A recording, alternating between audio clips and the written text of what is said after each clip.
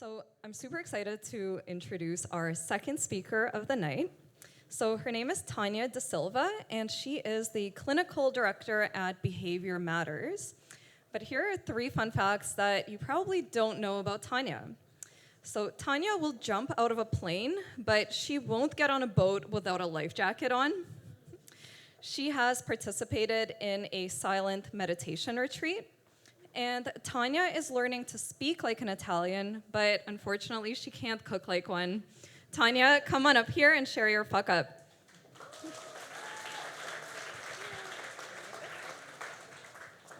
Hi everyone. So my fuck up is a personal fuck up, so I just want to make sure that you guys understand I totally understood the concept and it will connect at the end, so I didn't fuck this up.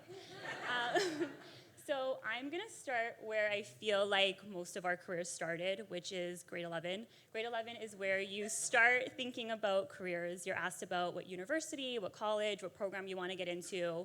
And I essentially fucked up my career before it even started. Grade 11 was really overwhelming for me, so I just stopped showing up, stopped putting in effort, and just assumed that I was still going to graduate. So at the end of grade 11, I got my grades, and majority of them were 49s. So I felt like I was in a Simpsons episode. I ended up taking that home, and my mom works at the UofT, so when she saw it, she was not siding with me. There was no meetings that were being set up. She knew that I clearly put no effort into that. So I essentially fucked up my career before it started. All my friends were looking at programs, and I was thinking, okay, am I even going to get into a program? So around this time, now there's that whole saying, your vibe attracts your tribe, or your tribe attracts your vibe. At that time, it didn't exist, but my tribe at the time wasn't the greatest either. Most of my friends were older than me, and they were more consumed with partying and drinking and all that other stuff. So I wasn't really around the most supportive people. I was also in a relationship that he had a substance abuse issue, and there was physical abuse and emotional abuse and a whole bunch of stuff that was happening around that time too. So again, not the greatest support systems at 17 or 16. So this image, I feel like, represents my life perfectly at that time. The burnout was real. I was finishing grade 11. I was doing summer school. Grade 12, I was doing online courses. I was doing night courses. I was doing everything I needed to do because I was still going to graduate on time. There was no way I wasn't. I was still going to go to university. It was going to happen. So I was still working and going out and still had a very active social life. So the burnout was very real for me, even though I didn't think that I was going to burn out and that it really existed. So this image, I feel like, represents exactly what happened to me. The downfall was also very real. So there was a good, I think, 4 months where I was in and out of the ER and every doctor's office because I was convinced that I had a horrible illness. I couldn't breathe. My chest was really tight. I was losing a lot of weight. I was really stressed out. I was getting really lightheaded. All of this now I know is an anxiety disorder and a panic disorder, but at the time I was like, none of these doctors know what the hell they're doing, and they're missing something really serious, and I'm gonna die. So that was my life. So for a good 4 months, I spent most of my time either sleeping, crying, or thinking about how my life got as fucked up as it was. I wasn't really going to school again. I wasn't really being social. Even work, I wasn't really going to work anymore. So there was just a good 4-month period where I spent a lot of time in my room actually Googling, which isn't a good thing to do, but Googling my symptoms and trying to figure out what I had and trying to figure it out for myself. So I actually ended up graduating. So I did finish. I finished essentially in 3 years instead of 4, which you would think I would feel really good about, but I didn't. Even though I didn't fail, I felt like I failed, and I didn't even want to go to graduation. I wanted to avoid the whole thing and just move on. My parents obviously forced me to go to graduation because they weren't going to miss that photo op, so we did it. So we went in, and the first thing that was said to me was, how are you even here? How the hell did you even make it? So instantly that hit a whole worthiness note, and this image always kind of pops into my mind. But I didn't feel worthy, and even though I was going to university and I was doing what everyone else was doing, those next 4 years for me were really tough because I just didn't feel like I belonged at UofT. I didn't feel like I belonged in the program I was in, and it was a struggle for me. So again, 4 years passed, and now we're looking at grad school. So those same feelings came up for me, where I actually wanted to get into law or into communications, and we were all working on applications. Well, I was pretending I was working on applications, and I missed all of those graduate deadlines. So this time I actually did fuck up. Everyone in September was moving on to grad school or into a career or into something that they wanted, and I had no idea what I was doing come September. I got so overwhelmed and just so anxious and just so scared that I was gonna end up back where I was in grade 11 that I just couldn't get it together. So this is exactly what I felt like. So what I ended up doing, which is what everyone does when their life is going up in flames, I ran away to Europe for the summer. And I spent the summer there with my girlfriend and just tried to avoid the whole thing. I figured that everything would be fine and that I would figure it out. So while I was there, I was actually dating someone at the time as well, and he actually lived with us. For whatever reason he did, but he did. He lived with us. And while I was away, I started getting a bunch of really erratic messages, and then he just disappeared. And I could tell when I would talk to my parents that there was something else going on, but they were keeping it from me. And to be honest, I was in Europe. I didn't really want to face it either. I knew I would when I got home. So I just stayed in the state, and I'm like, everything's fine. So when I came back, I landed, and as soon as I turned on my phone, my parents were like, we're really happy that you got away for 6 weeks, but welcome back. You should probably stop at CAMH because your boyfriend was diagnosed with schizophrenia, and he's been an inpatient. He's been in the inpatient unit for the last couple of weeks. So I dropped off my bags, and I got in my car.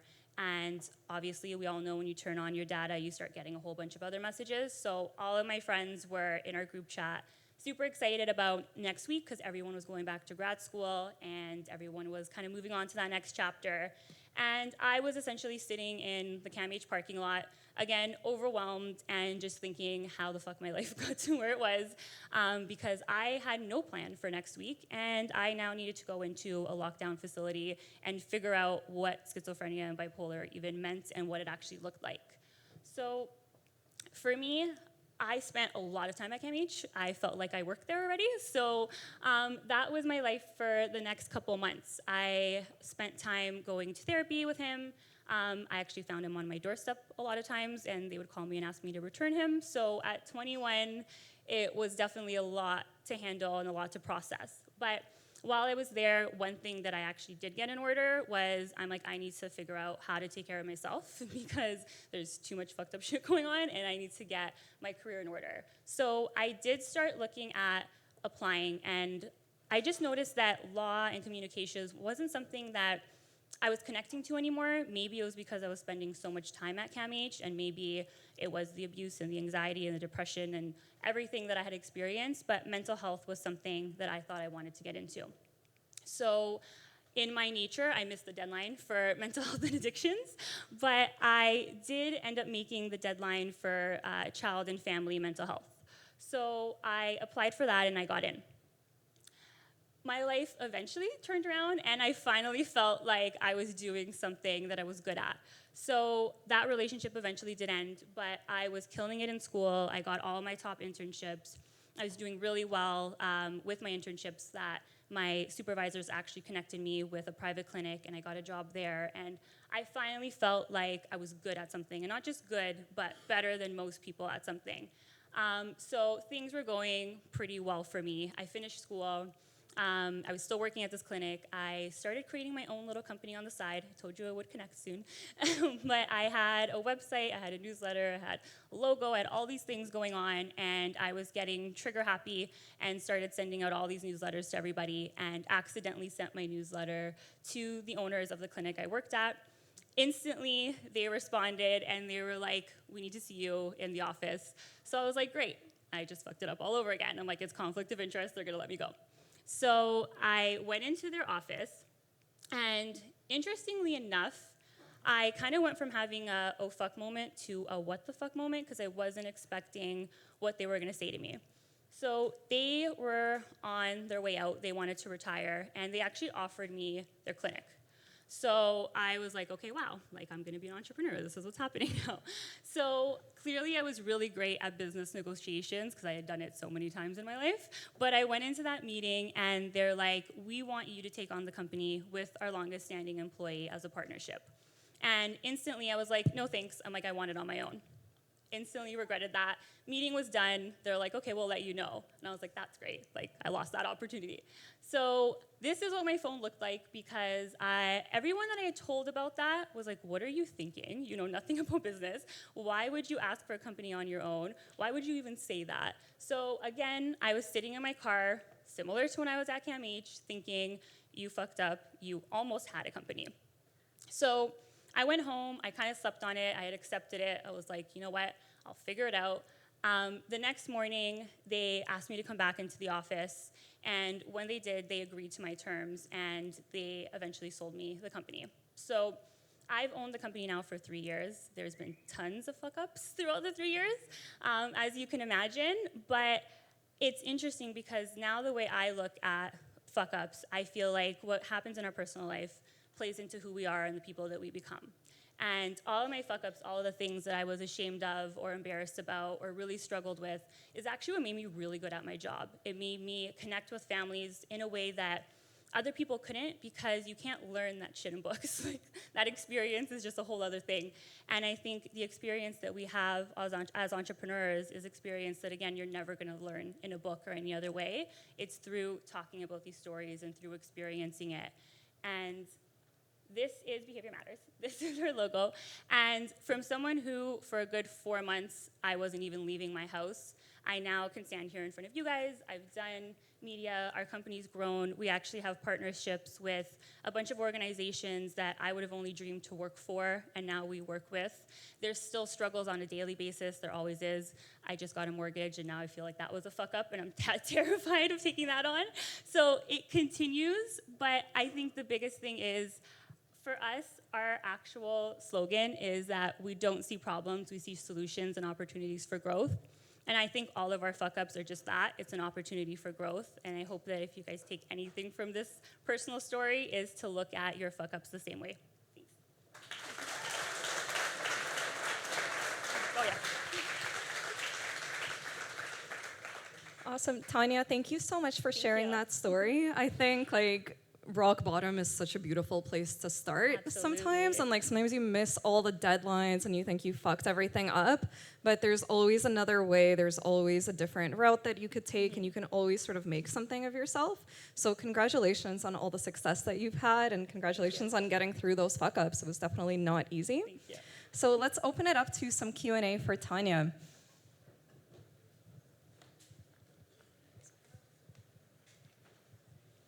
Hello. Thank you for sharing your story. My question refers to the time where you were in Europe. If you could go back in time and tell your younger self one thing about being in denial of your mental health, what would you say, given your success now? I think at the time, like, mental health also wasn't as recognized as it is now. So I feel like there was just an overall denial. Like, even in the school systems at the time, I would come in and no one was really understanding anxiety for what it is. So I think what I would tell my younger self is that it is a real thing. Like, you are feeling anxious, and that is a real diagnosis, and it's not something to be embarrassed about. I think we've come a long way since I was in high school, which is nice.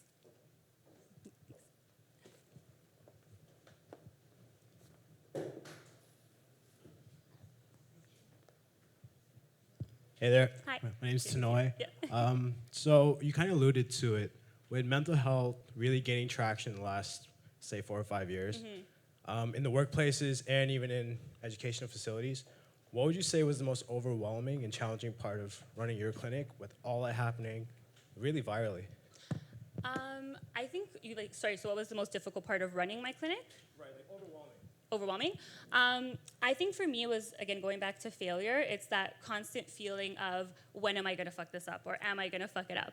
So especially in the beginning stages, I found my first year, it was like month to month. I was always terrified that I wasn't going to be able to pay my staff or to pay people and to keep it going. So I think that feeling is the most overwhelming thing, is you haven't really kind of got comfortable with the structure of being an entrepreneur or how things are going, that you're in a constant state of fear.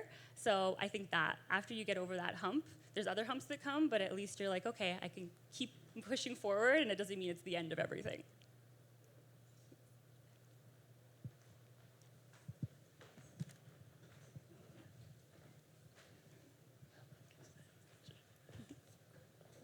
Hi, my name is Gunveet, and thank you for sharing your story. My question is, when all your friends were getting into all these grad schools, and you were just sitting there thinking about it, how do you get over the guilt and the shame? Because I think the biggest thing, or personally I struggled with, was the shame and the guilt that I put on myself, that I wasn't good enough. How do you deal with that? So I think in the moment it's really hard because you're sitting there and you don't have something to go to, right? So I think in the moment it is really difficult, but I think for me, and I still do this on a daily basis, it's reminding myself that there's no definite no. Like, okay, you might have not got in this round, you're gonna potentially get in the next round. I always think about my brother. My brother applied to grad school 3 times before he got in, and he just finished his master's, right? So it's looking at it as a failure isn't a definite no. It's just kind of a detour, if that helps. Yeah. Oh, yeah. Yeah. Yeah. I'm gonna introduce that, and then I'll call you up to or actually I'll call you up to come up with me, and then you're gonna lead it. Yeah. Everybody's attention. Yeah.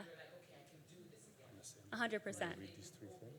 Well, I think, so I got lucky because I did get offered the company, but I was starting my own at the same time. So my company and that company, I actually, interestingly enough, kept them open at the same time because I was scared that I was gonna fuck up and that the old owners would take it back. So I'm like, let me keep my own going too, just in case. And then my accountant's like, this is ridiculous. Like, why do you have 2 companies that do the exact same thing open? So I closed the other one. But yeah, I think I would have obviously continued on. But throughout, you still have those moments. I've had them throughout the 3 years where I've sat at home bawling about another fuck up or something else that's happened. And then you realize that, okay, they are going to keep happening, but you always end up okay. Oh, 100%. Yeah, I'm standing here now. Quick question over here. I know, that's true. Yeah. Yeah.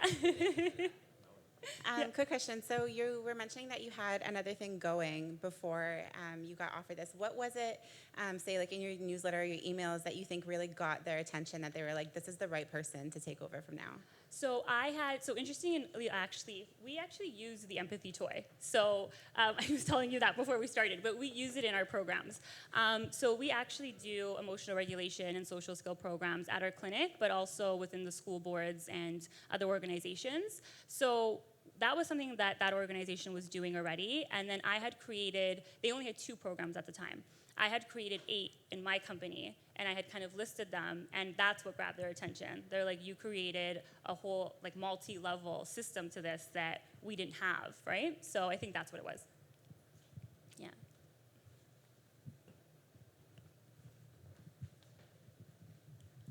Hi, over here in the corner. Wait, where? Over here, over there. Oh, okay. Hi. So you mentioned, I imagine when it comes to entrepreneurship, that there's a lot of risk, and sometimes the risk feels like luck, sometimes it feels like fucked upness, sometimes it feels like divine intervention. Do you think that the owners who sold you the company, do they fuck up in your mind, or do you think that you got really lucky, or do you feel like if you were going to sell the company today, what will you be looking for in the next owner? There actually was a little bit of a fuck up, but I'm not going to get too into it. But when they sold me the company, the contract said one thing, and they interpreted it as another thing. So there was a little bit of a fuck up when we were going through that transition, which we got through. So they might have felt like they fucked up throughout that process. I obviously don't, because it worked out for me. But yeah, I think, especially in those transactions, especially when you're giving away something, I can only imagine when I decide to sell my company or whatever it is, you put your whole self into it, and I'm sure a lot of you are entrepreneurs, you get so emotionally attached to it that for sure I could see them potentially feeling like it was a fuck up, but I don't feel that way. Like, what do you mean? Who I'd be selling it to, or what else I'd want to be doing?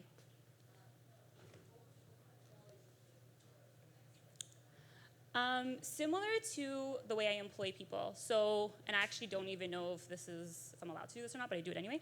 I always ask people that come in and apply for our jobs if they've had personal experience or why they feel so connected to our industry.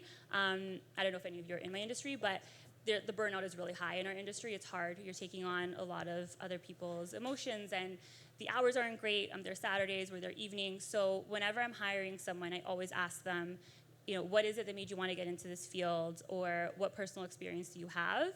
And that's always a big factor for me because it shows me how driven they are and how passionate they are about the field. And if I was looking to sell, I would definitely look for that in whoever I was selling it to, because you have to be passionate about this field because it's not the easiest field to be in. Hi there, just in the middle. Oh, yeah.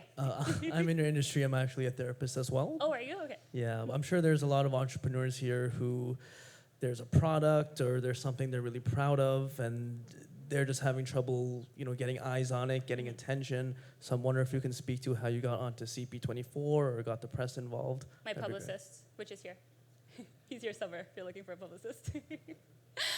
That definitely helps, having someone that's what they do. Because you can try it, and I did try it in the beginning where I was trying to send emails, but it's not what we do. Like, we do therapy, right? So eventually I found someone, and in the beginning it's hard, especially to be able to afford it. So I found someone that would do contract work for me. So we had a budget, and then she would work within that budget, and then if there was months I couldn't do it, I'd be like, listen, I'm sorry, I can't do it this month.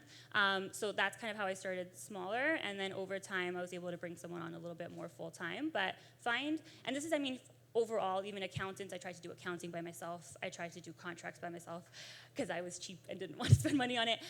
But it causes you more problems. So find people that you can work with, and especially if you're new in the industry, finding people that are also new in the industry or retired or just doing it on the side, and outsource. Like, that's the most helpful thing. It's taking you away from what you're good at. Thank you. Awesome. I think that's a good place to end it for the Q&A. Thank you so much, everybody, for your awesome questions. Thank you again, Tania.